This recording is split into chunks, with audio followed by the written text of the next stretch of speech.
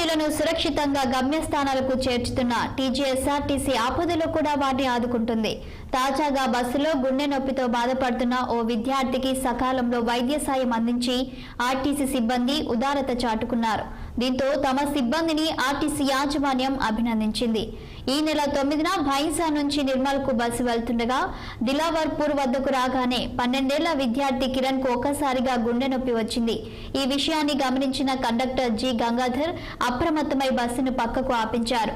Driver B Gangadhar తో కలిసి ప్రాథమిక చికిత్సను అందించారు. దీంతో భైంసా డిపోకు చెందిన కండక్టర్ డ్రైవర్లను హైదరాబాద్ బస్ భవన్ లో ఉన్నత అధికారులతో కలిసి సంస్థ ఎండీ వీసీ సజ్జనార్ ఘనంగా సన్మానించి నగదు బహుమతులు అందజేశారు.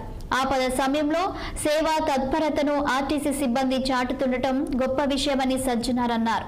ప్రయాణికులను క్షేమంగా గమ్యస్థానాలకు చేర్చడంతో పాటు వారి ఆపద సమయంలో తాము ఉన్నామని భరోసా కల్పిస్తుండటం అభినందనీయమని ప్రశంసించారు.